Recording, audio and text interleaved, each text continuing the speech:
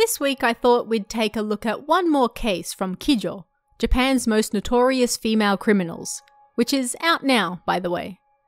This case took place during the 1960s and saw 3 women end up dead and another paralysed for life, all because one woman apparently wanted some money. This is the case of Sugimura Sadame, the female serial poisoner.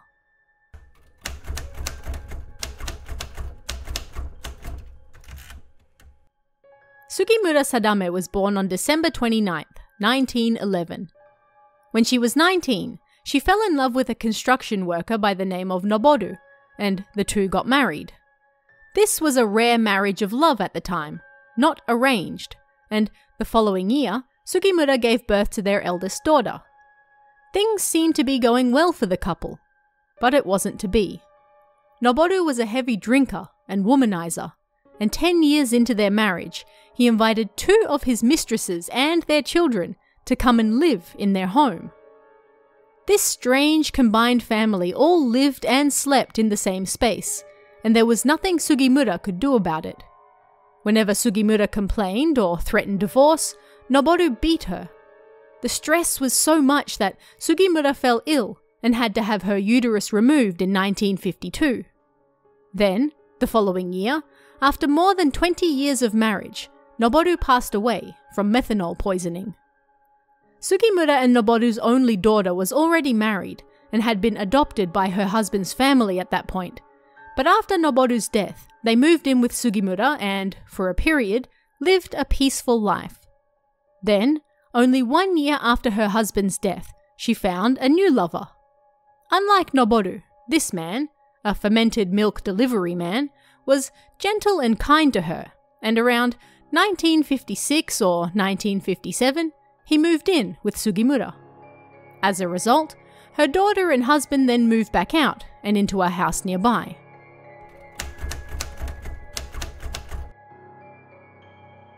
Yet, Sugimura's new partner was married with children, and his second eldest son was attending a local university. As such, he refused to divorce his wife and leave her to support their son alone. Each month, he sent roughly 18,000 yen to his wife and son, practically everything he and Sugimura made, which made their lifestyle much more difficult. Sugimura was forced to borrow money to survive. There were, however, rumours floating around that Sugimura's partner, her common-law husband by this point, was not actually sending all of their money back to his legal wife.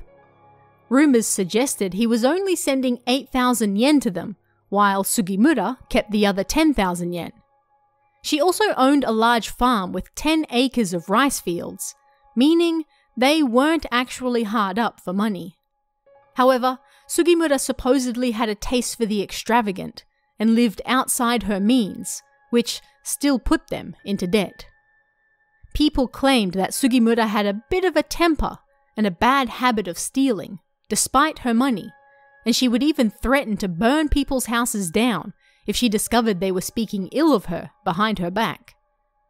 Her kind, gentle partner was her rock, and she loved him so. She desperately wanted to keep him around, especially considering that she was getting older. But whether any of this was actually true, or just neighbourhood gossip, remains unknown. Either way, by 1960, Sugimura was heavily in debt. She owed a total of 165,800 yen to relatives, the local grocery store, liquor store, fish market, etc. She needed money, and fast, as her debts were starting to cave in on her, and she had to pay them back by the end of the year. On November 6, Noboru's mother, Kura, 80, came to visit her. Kura had a small amount of savings and tended to keep some money on her at all times, and on this day, she visited Sugimura with her handbag in tow. Thinking that she might have money on her, Sugimura decided that she would poison her and take what she could get. She put some of the pesticide Folidol in her favourite fermented milk drink, which she gladly accepted. As Sugimura walked the elderly Kura back home, Kura started to feel sick in front of her neighbour's house and then suddenly passed out. Before long, she passed away. Yet unluckily for Sugimura, on this particular day, Kura didn't have any money on her, only some dirty underwear in her handbag, so she was unable to get anything from her. She died senselessly for no reason, and for a brief moment, Sugimura regretted what she did. But only for a moment. 2 doctors rushed to the scene and determined that she had likely died of a cerebral stroke, however, so Sugimura's poisoning went unnoticed. With her crime going unnoticed, Sugimura grew even more confident and quickly picked out her next target. Her neighbor, Kaetsu Take, 45. Kaetsu sold liquor on the black market, and her son had just recently gotten married, so Sugimura set her sights on the gift money. On December 14th, Sugimura went over with some horse meat, Kaetsu's favorite, secretly coated in pesticide, and offered it to her in celebration of her son's marriage. Kaetsu greatly accepted, ate the poisoned meat, and soon passed out. A doctor was called and Kaetsu was taken to the hospital, and in the confusion, Sugimura reached for Kaetsu's wallet whilst pretending to care for her. Kaetsu's daughter-in-law noticed this, however, and called her out for it. In response, Sugimura angrily tossed the wallet at her. As with Kura, Kaetsu also passed away and her death was also ruled a cerebral stroke. And, once again, Sugimura was unable to steal any money from her victim, as Kaetsu's daughter-in-law caught her in the act. But her confidence was growing, having gotten away with 2 murders, and by this point, Sugimura was not yet under suspicion for the 2 deaths. Both had been ruled strokes, after all. It could have just been a terrible coincidence that Sugimura happened to be with both at the time. But that was about to change. Only 3 days later, on December 17th, Sugimura made her move on her 3rd victim. Her confidence growing after 2 deaths had been ruled strokes, Sugimura invited a peddler she was familiar with by the name of Yamamoto Fujiko, 46, over to her house. There, Sugimura brought some shirts off the woman and happened to notice some 1,000 yen bills in her wallet. Sugimura decided it was time to try again. It was lunchtime, so Sugimura offered Yamamoto some sea bream miso soup that she had laced with pesticide beforehand. This time she made a mistake, however, and the amount wasn't enough to kill the woman. Yamamoto was rushed to the hospital after she started vomiting and, although she survived, was left with lifelong disabilities because of the poisoned soup. For the first time, however, Sugimura was successfully able to steal money from her victim, even though she survived, and managed to get 13,500 yen in cash from her wallet. She left 500 yen behind in an attempt to throw off any suspicions of robbery, but when Yamamoto later woke up, she realized the money was missing. This was also the 3rd victim in Sugimura's presence in just a few weeks, so police grew suspicious. They set their sights on her, suspecting that perhaps foul play was actually at work in all 3 cases. But before they could find enough evidence to link Sugimura to the previous 2 deaths, another victim was caught in her web. On December 28th, the day before Sugimura's birthday, she again invited a peddler over to her house. This time, Okumura Kiyono, 51, who sold clothes. Okumura's husband joined her, and he chatted with Sugimura's partner while the women talked over clothes. As they talked, Sugimura offered Okumura some natto, fermented soybeans, that she had previously laced with pesticide. And as with Sugimura's 3 previous efforts, her victim again soon fell sick and passed out. The 2 shocked men quickly called a doctor, but they were too late. Okumura had already passed away, and the doctor concluded she had died from bulbar palsy. Despite her sudden death, not even Okumura's husband suspected it was anything other than what the doctor said.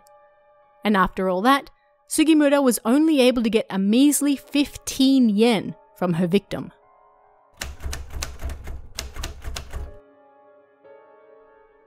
But But that same day, when an officer from the nearby police station heard about Okumura's death in Sugimura's home, he grew suspicious. She was not the first person to die in Sugimura's presence over the last few weeks, and another who had visited her home was also in a coma. The officer submitted a report to the nearby Kawajiri police station in Kumamoto City, but they already had their eyes on her too. The police decided it was time to move. The following day, Sugimura's 49th birthday, police asked her to come to the Kawajiri police station for questioning, and she was arrested for the robbery and attempted murder of Okumura the previous night. They questioned her over the 3 deaths and 1 poisoning that all just happened to occur when she was around, and although Sugimura initially denied everything and claimed to know nothing, a search of her house turned up the jar of natto and a plate with some of the miso soup remaining on it. An autopsy of Okumura's body was also carried out at Kumamoto University, where a reaction to an organophosphoric acid was detected. An autopsy was also carried out on Kayetsu's body, who had not been cremated, but rather buried. Testing revealed that neither Okumura nor Kayetsu had actually died from strokes.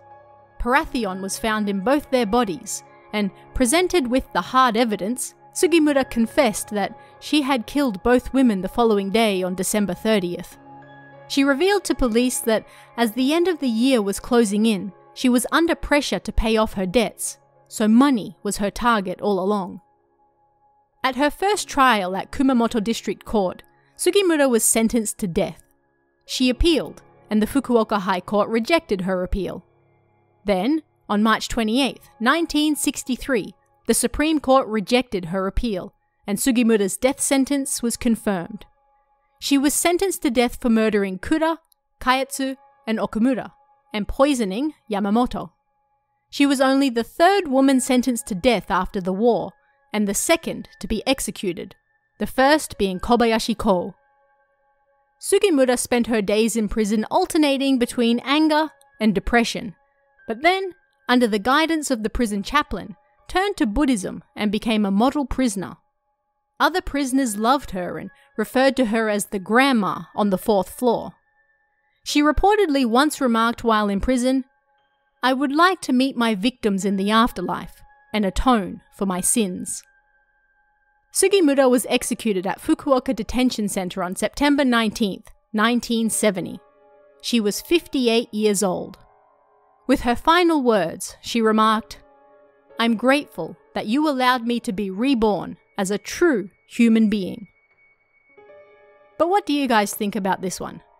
Let me know in the comments below, and don't forget to pick up Kijo if you want even more cases from some of Japan's most notorious female criminals. Thanks guys, and I'll see you again next time.